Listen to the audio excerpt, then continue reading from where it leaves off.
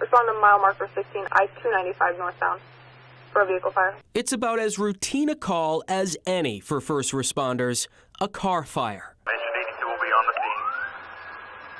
Single vehicle. We got on scene, it was fully involved. But for firefighters in Yarmouth, this call last month would turn into something far more unusual. We started seeing some different colored smoke coming out from the back of it, which is not something that we would normally see, right? Chief Michael Robitel says that was the first sign this fire was different, and the fact that water wasn't helping.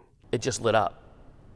And every time we try to put it out, it would just continue to burn. That's because this car was a hybrid electric vehicle, and the fire that started in the engine later spread to the battery beneath, causing what's known as thermal runaway. Water doesn't extinguish it. It's all about cooling it until, it takes care of itself. It either burns itself out. That burnout took nearly 2 hours and more than 1,500 gallons of water. Was this one of the first hybrid or electric car fires that you guys have had to deal with? Yeah, for us it was. While experts say fires involving electric vehicles are rare, especially compared to traditional car fires, the National Fire Protection Association estimates only about half of the country's 1.2 million firefighters are currently trained to combat EV fires. It's definitely a problem, and I'm not quite sure what the answers are going to be. Jim Graves is the director of Maine's Fire Service Institute, which trains firefighters across the state. My immediate concern is let's try to get some training,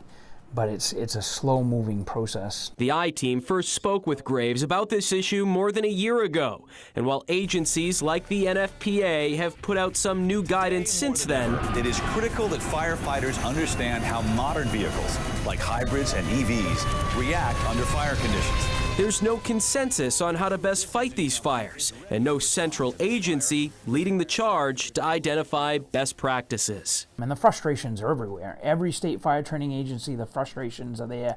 Some of them are stepping out and trying to design a curriculum of their own. While the Fire Institute waits for specific training standards and curriculum, that hasn't stopped some departments, like Yarmouth, from trying to give its members a head start, equipping them with apps that put emergency guides for hundreds of EV models at their fingertips, and even using the town's own electric cars as training tools. I hate to say this, but it's that buzzword that we all need to be familiar with, and it's up to the individual organizations and the members to take the initiative to get trained on it. And with data showing more than 13,000 EVs currently on Maine roads and rising, the hope is that training will soon catch up to the tech rather than trail behind. We'll be fine. I don't want to see anybody get hurt.